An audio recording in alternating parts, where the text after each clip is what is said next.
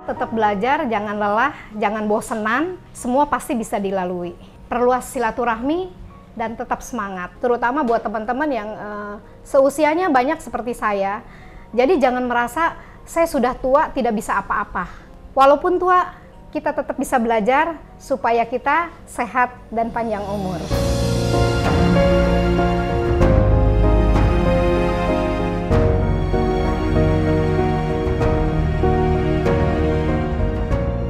Pada saat saya mulai aman, tiba-tiba saya diajakin bisnis yang rada nyeleneh. Padahal saya selama ini saya tidak pernah mau. Masuk uang sekian, nanti dapatnya sekian. Saya akhirnya masuk terbujuk rayu sama teman karena dia udah bener masuk gini-gini. Saya masuk ke situ dan sampai saat ini saya habis lumayan banyak. Waktu itu saya sempat jual salah satu ruko. Saya pakai bisnis itu dan uangnya hilang sampai saat ini. Keluarga saya nggak ada yang tahu.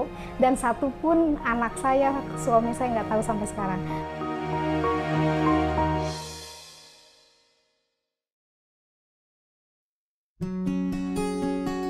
Assalamualaikum warahmatullahi wabarakatuh. Perkenalkan, saya Lina S. Rahmania, owner dari Sandra Food. Produk saya ada dua macam, yaitu aneka sambal dan frozen food. Lokasi saya ada di Tangerang Selatan, tepatnya di Jalan Serpong Raya nomor 4 Tangerang Selatan. Saya memulai bisnis ini pada tahun 2015, jadi udah mau 7 tahun ya. Tapi sebelum jadi UKM ini, perjalanan saya cukup lumayan rame. Jadi dulu memang saya awalnya memang mungkin pada dasarnya adalah saya senang bisnis ya, senang jualan, senang cari uang.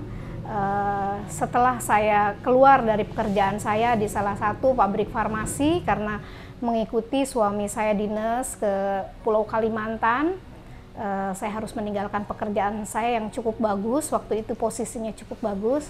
Saya harus ikhlas mengikuti suami. Nah, di sana saya mulai bingung saya mau ngapain karena saya biasa kerja. Jadi otak bisnis saya jalan lagi. Akhirnya saya kayak jualan dari Jakarta ke Kalimantan, bawa barang-barang dari seperti tas, pakaian. Dari Kalimantan ke sini saya jualan batu-batuan termasuk sampai ke berlian gitu. Nah, sampai suatu waktu saya harus kembali lagi ke Jakarta dan saya juga masih mau ngapain ya, saya mulai jualan.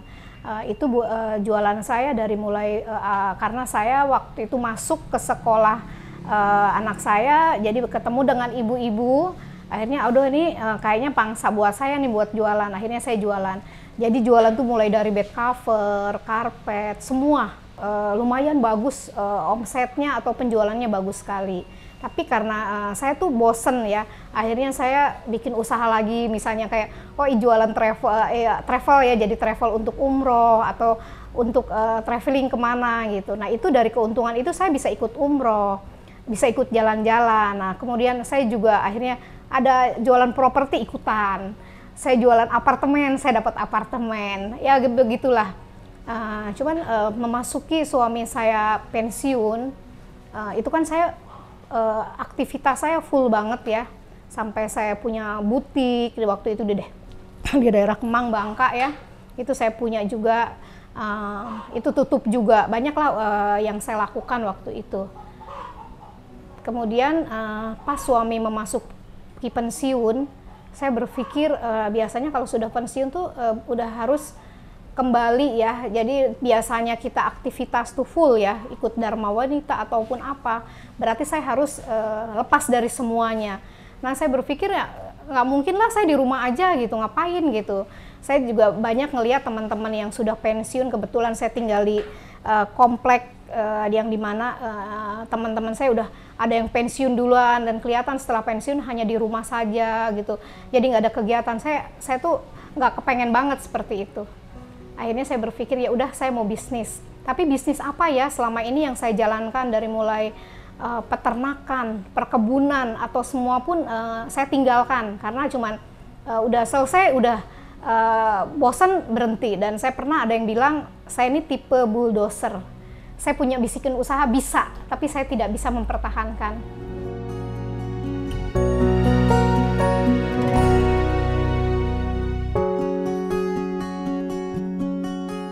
Awalnya, saya mau mulai jualan kuliner. Nah, akhirnya kebetulan adik saya udah jualan bebek goreng. saya ikut-ikutan jualan nih. Oh kayaknya gampang banget ya, karena adik saya itu jualan omsetnya cukup bagus karena buka jam 5, selesai jam 9 tuh bisa sampai 400 porsi gitu ya. Wah gampang banget nih jualan, saya ikut jualan. Ternyata bisnis itu nggak mudah ya. Apalagi saya harus sewa tempat, dan kita lagi enak-enaknya bekerja, rame gitu. Tiba-tiba tempatnya itu nggak diperpanjang, atau tiba-tiba karyawan nggak ada. Nah itu yang membuat saya, karena belum biasa begitu, itu akhirnya saya tutup. Jadi awal-awal usaha saya banyak untungnya dan banyak juga ruginya. Tapi saya tidak pernah putus asa, tidak pernah. Kalau misalnya pada saat rugi, saya sampai nangis-nangis gitu, enggak, sedih iya, tapi saya bilang buat apa, itu anggap aja pelajaran. Toh saya, bisnis itu kan memang saya jalankan, kerugian itu berarti salah saya. Jadi saya harus, kalau nanti bisnis yang benar tuh harus benar-benar serius, harus tekun, harus fokus gitu. Nah pas suami saya pensiun, akhirnya saya putuskan memang akhirnya di kuliner. Di kuliner, saya membuat bebek goreng, tapi ternyata kendalanya ada masalah di karyawan, kemudian di tempat. Dan sebetulnya saya tuh bisnis kuliner sama sekali saya tuh bukan orang dapur. Saya nggak suka ke dapur.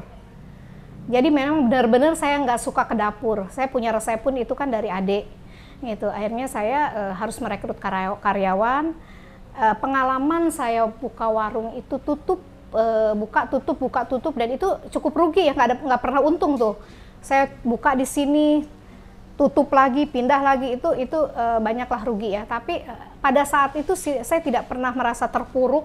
Saya biasa aja, dan saya juga suka dengar kalau orang bisnis itu banyak yang rugi apa. Tapi buat saya semua juga pelajaran. Tapi pada saat saya mulai mau serius, pas suami pensiun itu bertentangan dengan anak-anak. Jadi saya bilang, ya udah kalau sekarang saya mau fokus jualan makanan. Semua bilang, alah paling juga bosenan, gitu. Paling juga bosenan, nanti kalau dulu duit habis, uang habis, suami masih kerja ya, tinggal minta lagi. Tapi kalau saya udah pensiun berarti saya udah nggak ada pemasukan.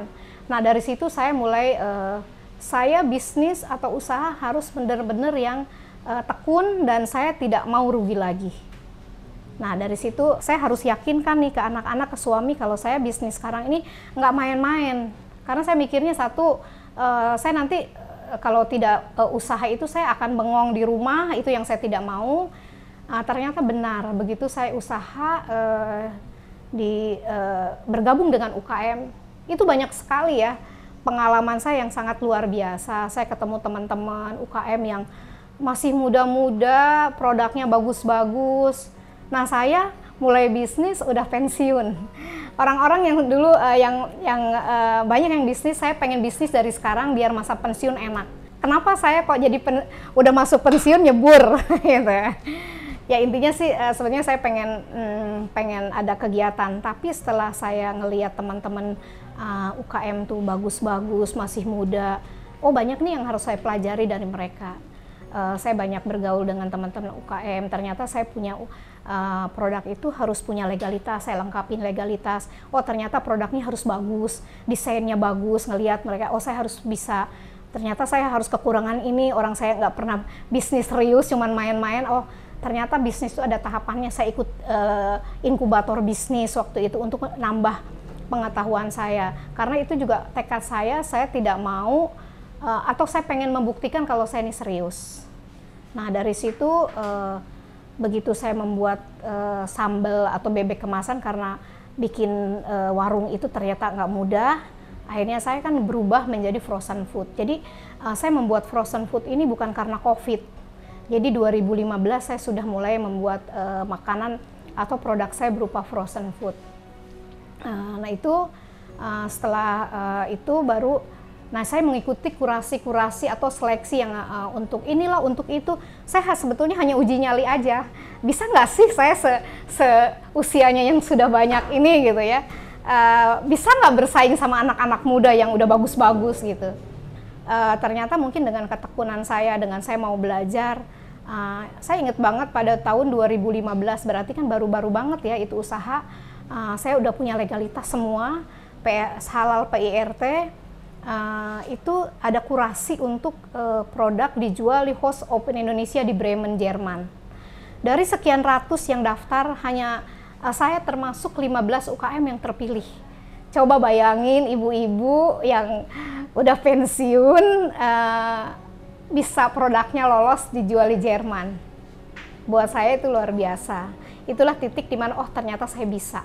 Dan saya juga bisa membuktikan ke suami. Berjalannya waktu, bisnis saya ini, frozen food saya juga mulai saya kembangkan lagi. Saya ngurus perizinan sampai sekarang, izin MD juga sudah saya miliki, semua perizinan sudah saya miliki. Dan saya memang selama ini penjualan hanya mengandalkan reseller dan di marketplace gitu. Saya tidak banyak, saya sempat waktu itu dijual di salah satu supermarket besar, cuman karena mungkin saya juga, karena saya udah hati-hati banget, saya nggak mau rugi, nggak mau, oh saya hebat loh produknya sudah ada supermarket, itu saya udah tutup mata seperti itu, saya nggak mau hebatnya semu gitu. Tapi saya pengen jualan saya ini memang menghasilkan. Kalau saya disimpan di salah satu supermarket besar itu, berarti produk saya ngendap. Dan betul itu expire banyak yang balik gitu. Nah dari situ saya memang tidak ingin, pada saat itu ya tidak ingin masuk ke supermarket yang sistemnya seperti itu. Akhirnya saya kembangin reseller dan sistem keagenan, itu saya kembangin, kemudian di marketplace. Itu juga saya tidak bisa kan, di usia saya harus bersaing dengan yang jago-jago online. Nah itu pun harus, saya ternyata harus merekrut orang yang memang jago di bidangnya.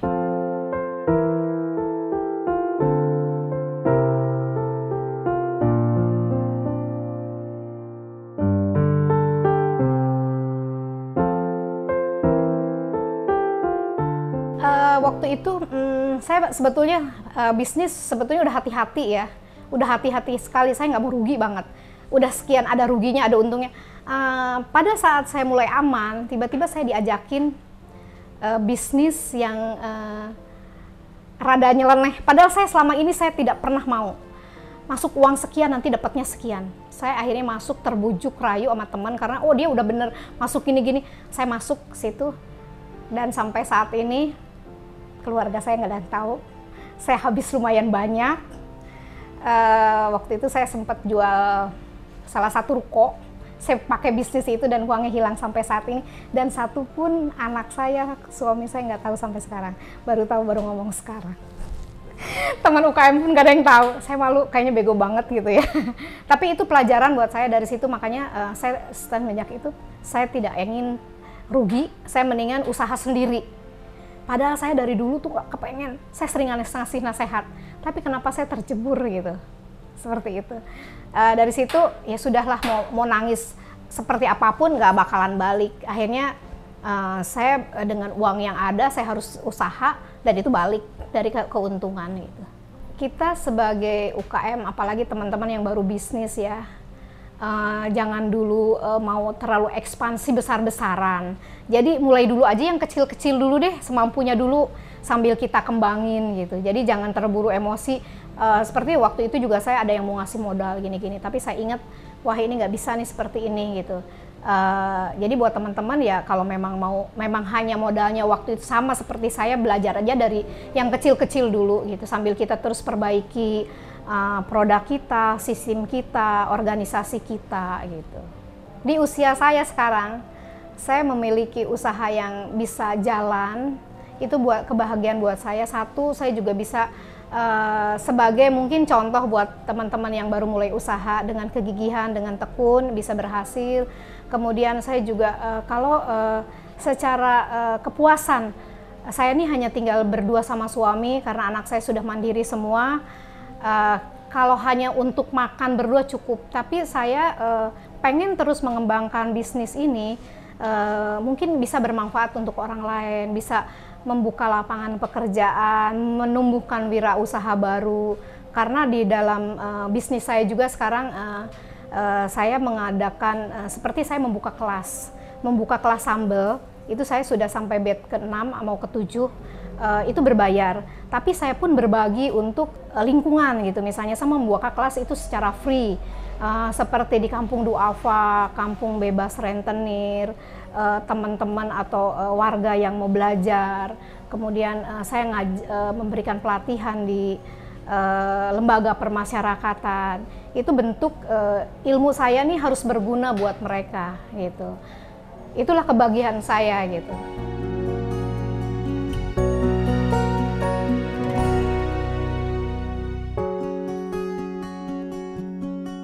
Jadi sekarang produk saya ada sambal, sebetulnya ada 4. Ternyata sambal itu ada kecombrang, sambal daging bebek, sambal ikan tuna, dan sambal bawang. Ternyata dari sekian ini yang paling ngetop sekarang dan banyak yang dicari adalah sambal kecombrang. Itu rasanya unik banget gitu. Dan itu udah terbukti ya sekarang dia aneh dengan rasanya yang unik itu punya kelebihan. Nah, di samping itu untuk frozen foodnya dari sekian ini bebek tetap nomor 1. Jadi itu omset paling besar saya adalah di bebek. Gitu. Itu bebeknya itu untuk SOP-nya juga karyawan saya tuh salah satunya tuh tidak boleh ada bulu-bulunya gitu. Jadi saya bersih banget, itu tanpa dipresto, empuk sekali, dan udah ada dalam kemasan tuh ada sambal dan ada kaldu. Kaldunya itu untuk dicampur ke nasi, enak banget gitu. Nah, untuk yang lainnya setelah bebek tuh ada ayam, burung puyuh. Kemudian yang sekarang baru 1 tahun saya kembangin adalah makanan-makanan ready to eat seperti sapi merecon, paru merecon, cumi merecon, apalagi ada empal sama tuna cabai hijau. Alhamdulillah itu marketnya cukup bagus juga gitu. Ada beberapa kafe atau ini ya ngambil produk itu untuk menu tambahan mereka, termasuk bebek juga. Di 2021 ini ada 19 pencapaian saya yang saya dapatkan. Saya juga kaget juga pas saya kumpulin banyak ya. Waktu itu pada Januari, penjualan Desember mungkin itu omset tertinggi dalam Indonesia Mall, itu nomor 4 tertinggi di Indonesia Mall. Kemudian banyak prestasi, saya masuk Food Startup Indonesia dari sekian ribu, saya masuk 100 besar juga. Itu buat saya prestasi. Kemudian juga saya terpilih produk saya ke Dubai. Ada sekitar, saya hitung ada 19 sih prestasi yang saya peroleh itu dari ikut kurasi, ikut seleksi untuk pengadaan barang haji juga saya masuk gitu. Pada saat saya memulai usaha UKM sebagai UKM, saya ini sudah punya produk. Saya pindah dari Jakarta, dari zona nyaman ke Tangerang Selatan, saya nggak punya teman sama sekali. Terus saya tuh, harus kemana nih gitu. Saya ingat pernah setelah ikut inkubasi bisnis di Jakarta, dan akhirnya itu pun membuat saya ada salah satu eventnya jadi juara 2 ya di situ. Nah, saya akhirnya datang, salah satunya pertama sekali adalah ke Dinas Koperasi Tangerang Selatan. Saya jadi datang ke Tangsel, nggak punya teman sama sekali. Saya datang ke sana, saya bilang saya nih orang baru di sini, saya punya produk ini, saya pengen jadi UKM Tangerang Selatan, gimana caranya? Nah, udah itu akhirnya banyaklah fasilitas yang diberikan Tangerang Selatan untuk UKM-nya seperti halal, PIRT, itu saya dapat dengan mudahnya fasilitas dari itu. Nah, karena waktu itu saya juga harus masih bolak-balik Jakarta ya, karena saya tinggal masih di Jakarta. Jadi saya tidak banyak bergaul dengan teman-teman UKM, maksudnya hari-harinya lebih banyak di Jakarta, tapi kegiatan di Tangsel juga saya ikut. Saya di Jakarta itu semua kementerian saya datengin, Kementerian Koperasi, Perdagangan, Kementerian Perindustrian, itu saya datengin. Saya mau ketemu bagian pembinaan UKM. Saya punya produk ini, akhirnya saya ketemu, saya pengen jadi binaannya. Itu semua saya datengin. Dan itu ternyata banyak banget ya. Setelah itu saya ikut banyak event-event di nasional maupun internasionalnya. Itu hasil dari saya silaturahmi ke mereka gitu. Saya ke Smesco, saya ikut kurasi dimanapun saya tetap ikut. Saya pengen tahu kemampuan saya atau produk saya sudah bisa diterima nggak sih sama orang lain atau sama lingkungan sebagai UKM gitu. Dan alhamdulillah dengan saya banyak silaturahmi dan saya hobi bazar. Pada saat misalnya bazar itu tidak laku, saya nggak apa-apa. Toh saya banyak kenalan. Nah, itu yang membuat saya akhirnya banyak relasi, banyak networking. Itu yang membuat saya masuk ke banyak komunitas di Jakarta, masuk yang di Bandung, yang ada komunitas seluruh Indonesia pun saya masuk, yang untuk UKM. Akhirnya banyak info, banyak ilmunya, banyak temennya. Nah itu yang membuat saya mungkin sekarang bisa seperti ini gitu. Kalau saya waktu itu sebagai pedagang, waktu itu ya saya cukup jualan, karena dulu saya bilang saya pernah sampai jualan panci segala macam. Pada saat itu suami saya suka pejabat di bank, sampai teman-teman, lo nggak malu jualan gitu? Kenapa, emang dosa? Saya bilang jualan. Tapi saya nggak malu, saya jualan panci, saya jualan anduk. Tapi saya memang belinya banyak, satu mobil gitu, karena saya jelas pembelinya sudah ada gitu. Itu saya nggak malu sama sekali, mau naik kereta, mau naik bis bergantungan, jualan baju, saya nggak. Tapi pada saat saya dengan UKM, saya jualan begitu, tapi pada saat saya ikut Dharma Wanita layan dandanannya gitu. Nah itu sebagai pedagang. Tapi pada saat sebagai pengusaha, berarti usaha saya ini harus ada prospeknya, harus punya target, harus punya sistem. Dan mungkin juga nanti usaha saya ini kalau saya sudah tidak ada, mungkin bisa dijalankan oleh orang lain dengan bantuan keluarga gitu. Itu buat saya sebagai bisnis ya. Waktu itu saya kalau jualan enggak, cukup jualan laku selesai. Kalau saya sekarang berarti ya harus membangun sistem. Dan itu sekarang saya lakukan. Jatuh bangun tuh biasa ya. Kalau saya disikapinya, kalau memang jatuhnya nih kenapa gitu ya, apa kita memang tidak bisa jualan, karena banyak teman-teman UKM bisa bikin produk tapi nggak bisa jualan. Bisa bikin apapun, UKM tuh bisa. Mau bikin ini bisa, tapi pada saat jualan enggak. Nah itu mungkin serahkan pada ahlinya, kita rekrut karyawan, seperti itu. Atau bangun sistem seperti apa. Jadi jangan satu masalah nggak bisa, semua masalah bisa diselesaikan gitu. Yang penting kita mau bertanya, mau belajar. Buat saya sih itu aja gitu. Dan sampai sekarang alhamdulillah juga saya ada satu semenjak jadi UKM ini saya banyak memberikan pelatihan, malah diundang sama beberapa bank pemerintah maupun swasta, malah dari Mabes, dari Polda, dari pajak, dari mana saya diundang sebagai motivasi buat orang-orang atau karyawan yang mau masa pensiun.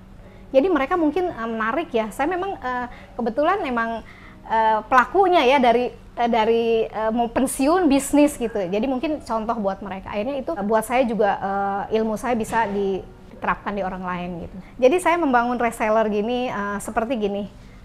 Banyak orang teman-teman yang jualan ya, pada saat temennya beli, sini saya mau jualin. Harganya misalnya 10.000. Saya jual berapa nih, dapat keuntungan berapa? Biasanya teman bilang, dari saya segitu, kamu jual terserah aja. Itu banyak sekali. Atau ngasih gini, harga 10.000 atau harga 100.000, dari saya lebihin deh 5.000 gitu ya, saya diskon 5.000. Saya itu buat saya nggak menarik gitu.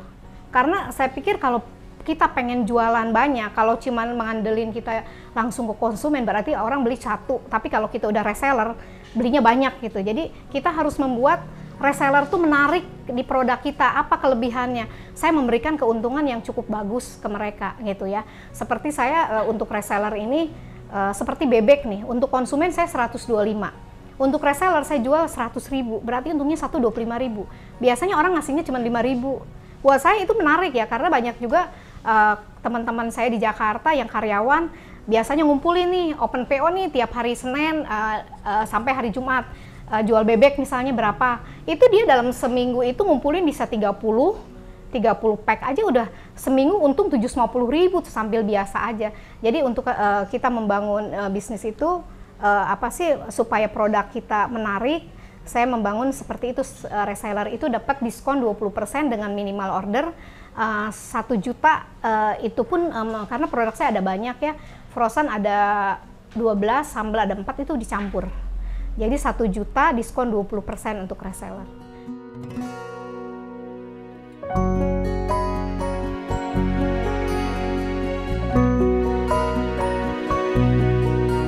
Buat teman-teman UKM, jangan bosen, jangan cepat menyerah, tetap semangat, tetap belajar. Di zaman digital ini kita pun harus bisa ikut belajar digital, walaupun tidak bisa misalnya kita rekrut teman, rekrut orang, perluas silaturahmi, dan tetap semangat. Tetap berusaha, tetap belajar, jangan lelah, jangan bosenan, semua pasti bisa dilalui.